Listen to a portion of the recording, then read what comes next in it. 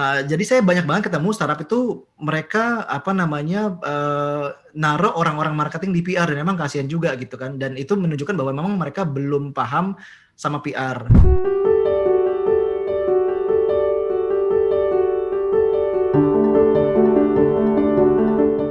Discussion kembali hadir bersama saya Yeni Yusra dan kali ini kita akan berbincang-bincang dengan CEO dan founder Media Buffet PR, Bima Marzuki. Hai Bima. Halo Yeni, apa kabar? Thank you for having me Baik-baik. ya. Lama nggak Akhirnya ketemu kita kita. ketemuan ya. Biasanya Iya, kalau liputan kan kita ketemuan, tapi karena nggak bisa liputan iya, jadi via Zoom nih sekarang yes ketemuannya. betul. Oke Bim, sebelum kita bincang-bincang soal Media Buffet PR dan peran PR untuk startup saat ini, mungkin Bima bisa perkenalkan diri dan jelaskan Media Buffet PR itu apa sih? Oke, jadi selamat siang teman-teman. Jadi Media Buffet PR itu adalah sebuah public relations and digital marketing agency. Saya dirikan tahun 2017 lalu setelah saya dulu 12 tahun jadi jurnalis TV. Nah, memang awalnya Media Buffet ini kita bangun untuk membantu startup. Jadi dulu karena saya tuh jadi saksi lahirnya startup Indonesia ya kan dari tahun 2010, 2011, 2012, Tokopedia, Bukalapak, Gojek dan lain-lain. Jadi pada waktu itu PD Buffet awalnya memang didirikan buat ngebantu startup di sisi PR karena kita melihat banyak startup yang dia kayaknya gagap dalam berkomunikasi ke eksternal. Kita sudah jalan 4 tahun. Awalnya memang kita ngebantu startup di 2,5 tahun pertama, tapi sekarang tahun ini rupanya alhamdulillahnya track record sempurna kita itu dilihat sama bigger company. Jadi sekarang tahun ini kita malah startupnya cuma satu yang kita bantu, yang lainnya kita sudah ada startup yang lainnya kita membantu perusahaan-perusahaan multinasional. Nah, yang kita provide tuh sebenarnya public relations sama kita combine sama digital marketing untuk dari sisi kliennya. Gitu, kalau ya. Dari media sih udah cukup familiar ya dengan perannya PR untuk startup. Tapi untuk startupnya sendiri, mereka udah aware nggak sih, Bim? Mereka tuh harus butuh PR atau kapan waktu yang tepat ketika startup itu butuh PR? Oke. Sebenarnya kebanyakan dari 3 tahun kita ngebantu startup, jadi kan kita sudah ngebantu startup banyak banget nih, dari mulai startup yang kantornya segede kamar mandi ada ya kan, sampai startup yang segede Amarta, Tokopedia itu kita bantu juga. Jadi memang PR itu salah satu area di mana mereka paling nggak paham sih. Jadi mereka biasanya akan menempatkan orang-orang marketing di PR. Dan itu akan menjadi masalah baru karena orang-orang marketingnya ya mereka taunya marketing, bahkan mereka tendensinya ke sales gitu kan. Dan mereka ngelihatnya memang matrix number, seberapa jauh saya bisa menjual, seberapa jauh saya bisa akuisisi kalau dalam konteks aplikasi atau user base gitu kan. Tapi mereka nggak punya pemahaman dalam hal bahwa untuk bisa menjual, untuk bisa akuisisi, untuk bisa dapat funding, itu ada sisi lain yang perlu dibangun, yaitu apa? Credibility, reputation. Nah, itu yang mereka nggak paham. Jadi saya banyak banget ketemu startup itu mereka naruh orang-orang marketing di PR dan memang kasihan juga gitu kan. Dan itu menunjukkan bahwa memang mereka belum paham sama PR.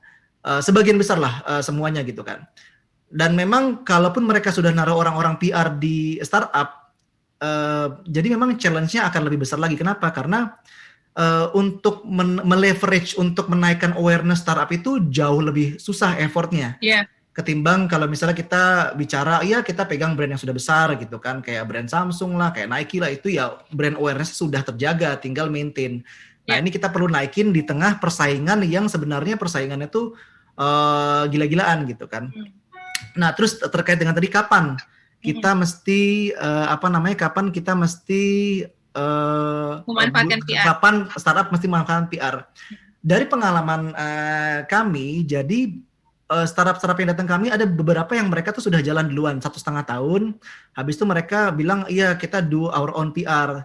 Tapi akhirnya karena mereka kayak nggak paham gitu ya, paham dikit, tapi ngejalaninnya juga ya sedikit ini sedikit sana.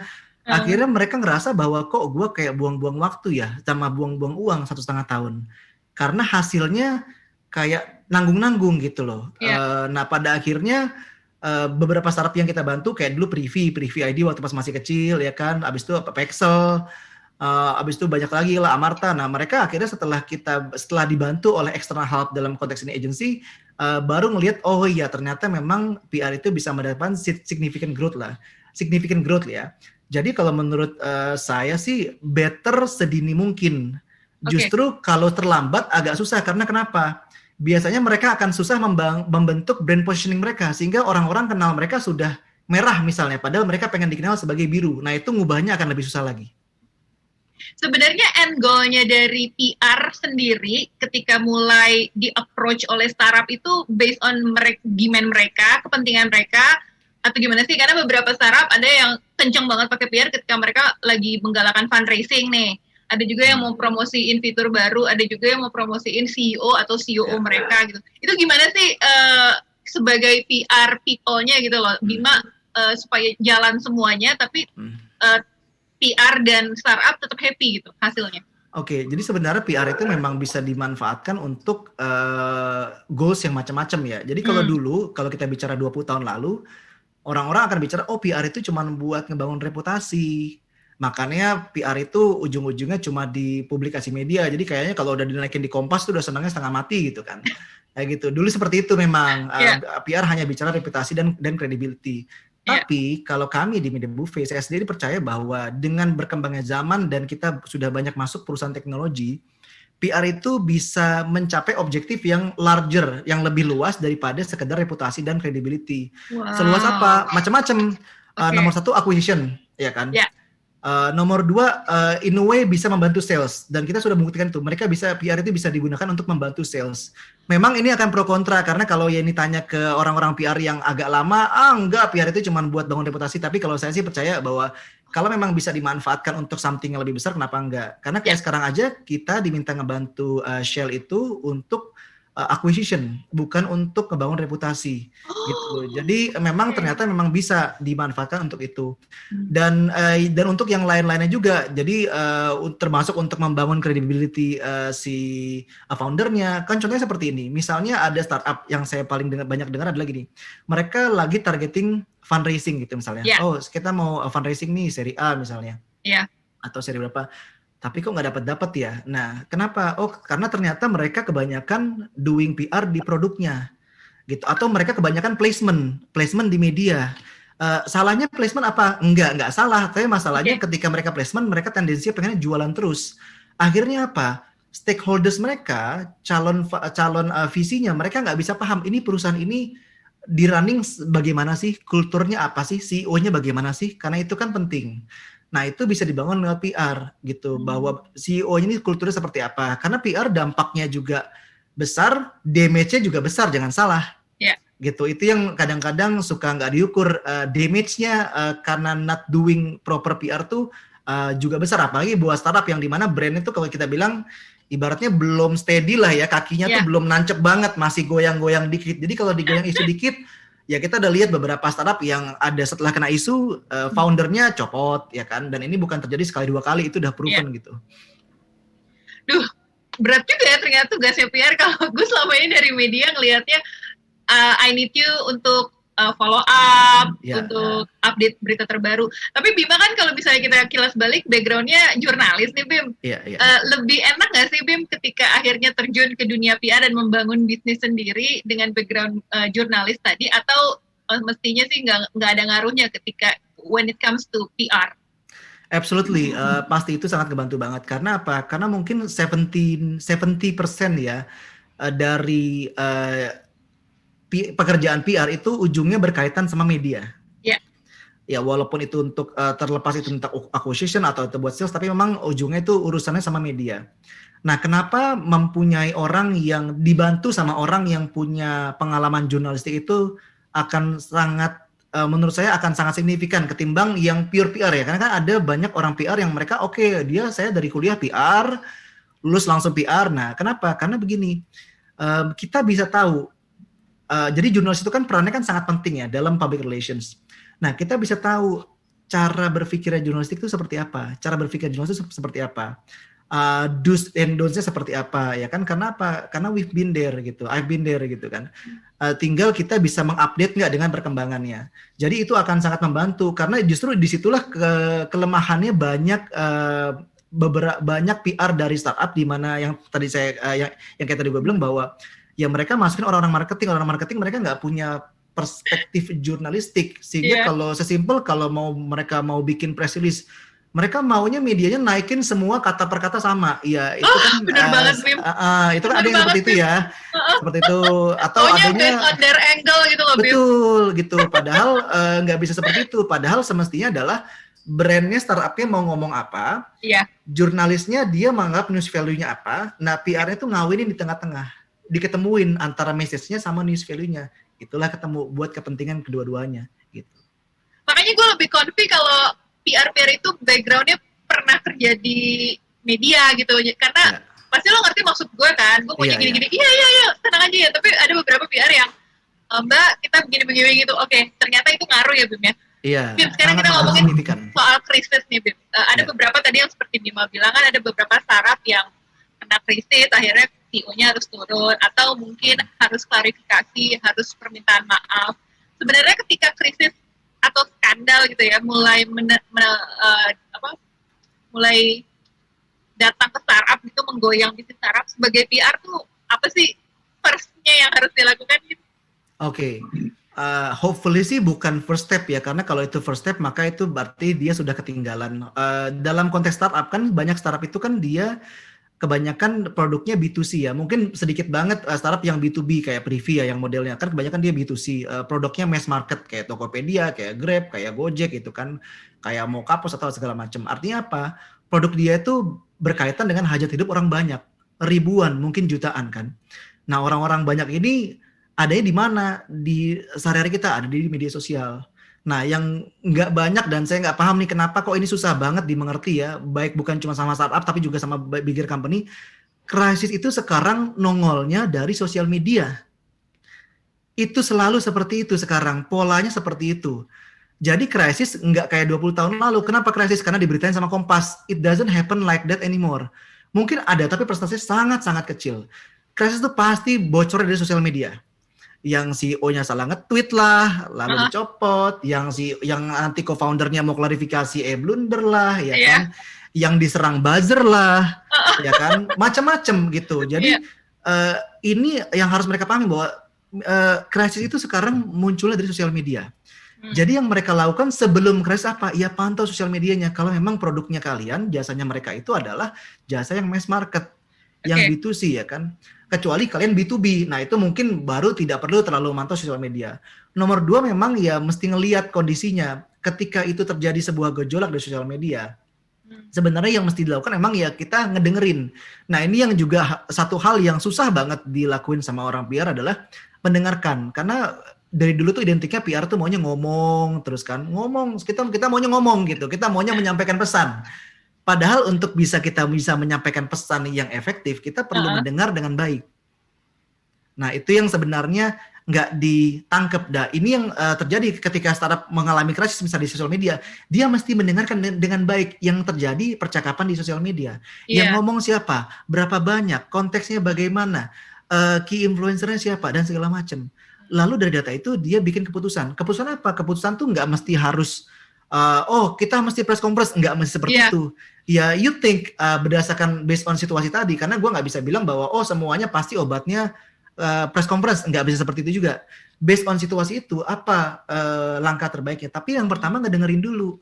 Nah, yang agak susah nih ngedengerin gitu. Kayaknya maunya ngomong aja kan. Nah, nanti berikutnya baru post recovery. Memang kalau sudah terjadi krisis, berarti apa? Berarti ada damage. Iya.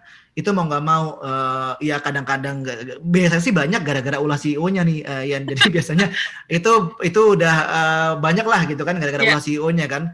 Kemarin malah ada yang gara-gara ulah tim procurement ya yang Eiger gitu kan kayak gitu. Jadi udah mulai melebar sekarang. Mungkin besok-besok kita lihat krisisnya gara-gara HR-nya gitu kan di startup. Nah tapi seru juga ya, gue juga pernah baca tulisannya Bima kan di LinkedIn. Ketika akhirnya startup berhadapan dengan krisis, idealnya tuh langsung direspon atau take your time dulu sih Bim, karena kan kadang-kadang kan ketika dicuekin nanti juga hilang sendiri, tapi ada juga yang ketika tidak direspon makin gede gitu responnya. Menurut Bima, ketika ada kasus itu langsung di approach atau cuekin dulu deh sampai tenang keadaannya? Oke, jadi memang nggak bisa disamaratain sih ya. Jadi memang perlu case by case tuh beda-beda gitu. Sometimes bergerak terlalu cepat, akhirnya apa? Akhirnya jadi kita salah ngomong, gitu kan. Kayak contohnya kemarin waktu pas ruang guru, dia niatnya mungkin bergerak cepat, tapi mungkin somehow penjelasannya dia tidak dikonsultasikan, tidak diobrolin dengan baik oleh tim Dan PR, lagi weekend juga kan ya, kalau nggak lagi salah weekend, keluarnya. dan akhirnya malah menimbulkan riak baru lagi gitu kan. Tapi kalau misalnya ada juga orang yang nggak apa, nanti juga reda kok. Bener, nanti pasti reda. Tapi begitu itu reda, pertanyaan adalah apakah brandnya kalian yang rusak, yang sudah dibangun puluhan tahun, yang sudah dibangun bertahun-tahun, yang sudah dibangun dengan jutaan dolar uang investor, dibangun dengan keringat ratusan bahkan ribuan karyawan, bisa pulih lagi atau enggak? Iya, itu kan resikonya itu ya Bim ya. Pencitraan yang sudah dibangun dengan baik bisa runtuh cuma gara-gara salah tweet atau kecepatan atau salah tanggap. Iya, menarik sekali nih. Atau gara-gara CEO-nya bawa pistol lagi nyetir mobil gitu kan. Seru juga ya dunia startup ya. Gue sebenarnya gue selama ini kan nulisnya tentang bisnis, update, new features, new CEO. Tapi sekarang banyak banget gitu beberapa skandal. Itulah mungkin tugasnya PR untuk bisa meluruskan dan mengembalikan nama baik mereka ya. Sebenarnya bukan cuma PR-nya. Jadi gini, kalau gue lihat banyak startup itu kenapa mereka gagap dalam external communication. Karena apa? Karena CEO-nya nggak punya pemahaman itu. So, yang mesti di-educate itu sebenarnya sampai ke level CEO. Karena kenapa? Karena PR itu sangat strategis sampai bisa mengancam keberlangsungan si CEO. So, they should know that gitu loh. Case-nya sudah banyak. Uber yang ngediriin Travis Kalanick. Siapa yang ditendang? Ya dia juga gitu kan. Masa orang yang diriin, mana ada di warteg orang yang bangun warteg abis itu dia yang ditendang kan nggak ada gitu kan. Itu cuma terjadi di startup gitu. Nah, they should aware bahwa PR itu strategis. Nah, kebanyakan memang salahnya PR itu cuma dibikin buat ngirim press release sama create publication. Itu yang sebenarnya salah kaprah, sehingga pada akhir nanti sudah kebakaran, ya udah telat deh gitu. Oke, ini mengaju ke pertanyaan gue selanjutnya, Bim. Seperti apa sih pemahaman startup Indonesia terhadap PR saat ini, terutama dengan banyaknya startup-startup asing yang mulai datang, dan kayaknya Bima juga mulai diburu nih sama mereka untuk bisa mempromosikan gitu. Treatmentnya lebih profesional mereka nggak sih? Lebih aware mereka nggak sih startup asing yang masuk ke Indonesia? Atau ternyata tahun 2021 startup Indonesia udah mulai ngerti kok perannya PR apa untuk startup mereka? Oke, awalnya startup lokal itu mikir PR itu buat jualan gitu. Jadi gue tuh ngelakuin publication semua itu buat jualan. Tapi giliran nanti ditanya hal-hal yang sensitif, mereka lari gitu kan. Jadi awalnya pada umumnya seperti itu ya. Sebenarnya nggak ada yang salah dengan itu, karena PR juga bisa dimanfaatkan untuk banyak cara, dan memang sudah terbukti bahwa PR itu bisa banyak membantu startup dalam hal sales, dalam hal acquisition, yang penting juga kan. Cuma memang kalau gue lihat ada perbedaan mindset. Jadi gini, kalau yang di startup lokal, mereka pengennya instan. Oh, gue pengen ngeraih ini, jadi gue pengen ngeraih objektif A. Gue pengen ngeraih objektif bahwa kita pengen dianggap startup yang gimana gitu kan. Kita pengen dianggap startup yang leading. Tapi effort yang mereka mau kerjakan tuh minim. Gitu. Nah, bedanya karena kan kami kan lagi ngebantu beberapa startup luar, kayak ada Karsam dari Malaysia. Karsam kemarin ya. Itu seru banget acaranya tuh. Iya, ada juga Wise dari London, itu kan dia remittance. Memang mereka end goal-nya sama, tapi mereka lebih willing untuk do something untuk menuju end goal itu. Jadi ibaratnya untuk menuju satu narasi, mereka tuh sangat careful, dan mereka we are willing to go extra mile lah untuk menempuh narasi itu. Untuk menempuh brand itu, untuk menempuh credibility itu. Jadi mereka willing to go extra mile gitu. Nah, memang landscape-nya beda ya. Jadi kalau misalnya kayak contohnya di Singapura lah, kita taruh di negara terdekat. Di sana kalau ada startup, dia baru muncul, mungkin dapat 5 pemberitaan media aja mereka udah senang banget gitu. Wah, gila senang banget kan segala macam. Sementara di sini kalau satu startup bagus, terlah kita ngebantu dia dan sukses gitu kan. Itu bisa dapat mungkin satu kali event kita bisa dapat 50 coverage, 70 coverage bahkan untuk startup yang gede, untuk startup yang sebenarnya kantornya masih kecil-kecil. Iya, betul. Jadi memang mereka ketika mereka ekspektasi di sini, mereka nggak ekspektasi yang wow gitu loh. Ya, yang penting gue muncul pelan-pelan dan narasinya gue bangun secara hati-hati, secara proper gitu. Nah, ini yang sebenarnya belum dimiliki oleh kebanyakan startup lokal yang gue lihat. Bahkan beberapa ada kayak oh ya, kita mau ngadain press conference, ngapain, berapa banyak kita mau mengundang 100 media. Gue bilang mau ngapain bikin press conference mengundang 100 media gitu. Kecuali itu ada Pak Jokowi jadi CEO-nya kalian, maka itu 100 media. Jadi sometimes hal perbedaan mindset itu memang ada sih sebenarnya sih. Tapi memang kalau yang di luar biasanya mereka objektifnya agak lebih agak lebih terukur. Artinya gini, mereka paham kalau yang dari luar mereka paham kebanyakan bahwa PR itu masih untuk ngebangun credibility sama reputation.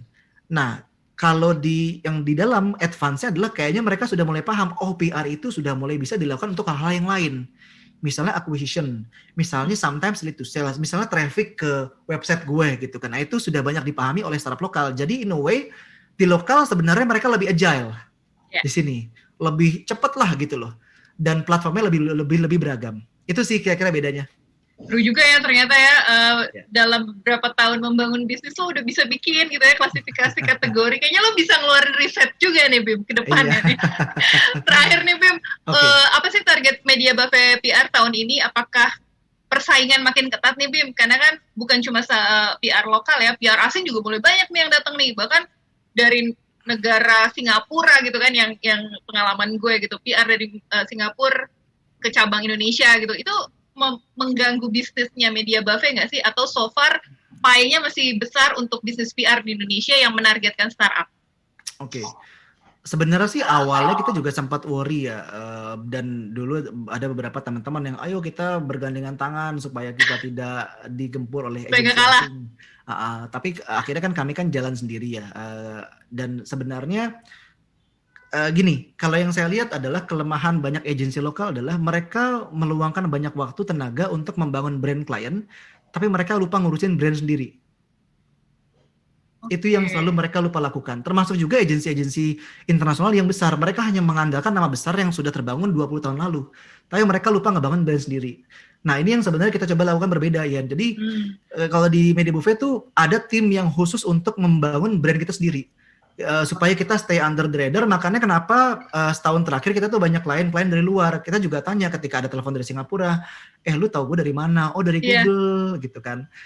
Biasanya dari Google Search gitu kan. Terus maksud gue di tengah semua agensi lain yang lebih besar ya kan, yang lebih berpengalaman, why me gitu kan. Oh, you have a perfect reputation ya kan, karena kan kita kan memang bangun di Google My Business. Nah itu kan digital banget ya. Ibarat kata kalau Yeni mau ke restoran melihat makan siang sama keluarga, wah ini restorannya bintang 5 nih, oke dah kita gas ya kan. Tapi kalau dia bintangnya 3,5, ntar lu deh cari yang lain gitu kan. Gitu. Jadi digital existence-nya Media Buffet itu oke gitu ya? Digital presence memang, digital presence ya. Memang kita bangun secara serius, dan memang itu yang gue dari awal sudah bilang, sudah berpikir, ini sesuatu yang kita nggak boleh ketinggalan. Bukan karena kita sibuk membangun klien, tapi brand kita sendiri juga harus gitu kan. Dan memang awalnya sempat khawatir, tapi ternyata saya nggak tahu sih kalau sama agensi lain, tapi kalau buat Media Buffet alhamdulillahnya starting dari kan kita kan sebenarnya sudah ngebantu Google itu kan, Google Indonesia dari tahun 2018. Itu kan awalnya kita dari Google Indonesia, habis itu sempat kita ngebantu Google Singapura. Nah itu awalnya kita ngebantu perusahaan asing ya, multinasional. Lalu 2020 kita kan diminta ngebantu Shell. Shell tadinya ada satu klien, habis itu unit bisnis yang lain karena dia ngedengar dari temannya, pakai kita juga. Jadi kita ada 2 account di Shell. Referral ya. Nah itu kita beberapa kali di Shell, di Telkomsel kita tuh mengalahkan agensi asing. Bahkan kemarin di RH juga sama, kita mengalahkan salah satu agensi asing yang salah satu yang terbesar lah di dunia gitu kan. So I think masalahnya mungkin bukan apakah agensi asing itu akan bisa mengganggu. Masalahnya adalah apakah agensi lokal ini seberapa jauh dia punya upaya untuk fight back. Gitu. Dan itu yang sebenarnya sometimes saya nggak lihat, tapi ya itu yang dari sisi kami yang perlu bangun gitu.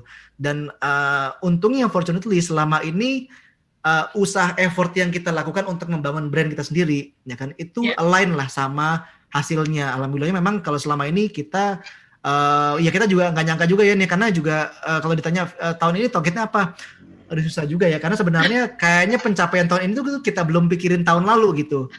Tapi ternyata tahun ini sudah sampai sebegini ya kan. Biasanya di bulan Januari itu kita masih slow, tapi dari bulan Desember kita udah ngegas gitu kan. Sampai aduh ini terus berdatangan gitu kan. Kita ntar dulu deh, kita tahan dulu growth-nya gitu. Jadi sampai gua tuh dalam posisi sebenarnya kita tuh menahan growth supaya growth-nya tidak ketinggian.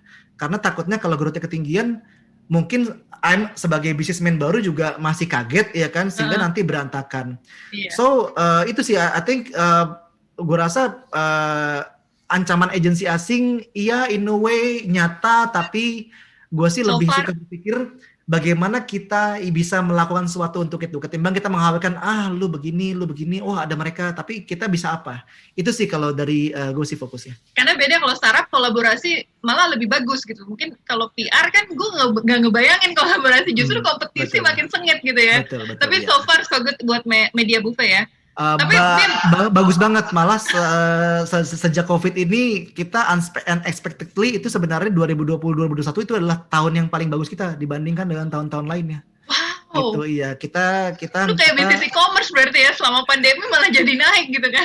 iya, alhamdulillah gitu. Jadi kita nggak ada layoff dan kita terus nambah karyawan. Malah gue deg-degan, aduh ini masa mesti nambah lagi sih, masa mesti nambah lagi. Jadi kayak deg-degan gitu mau nambah karyawan tuh deg-degan. Cuman kliennya tuh berdatangan terus ya kan, dan nggak enak gitu kalau misalnya, aduh maaf ya kita loadnya penuh, kayaknya nggak enak gitu loh.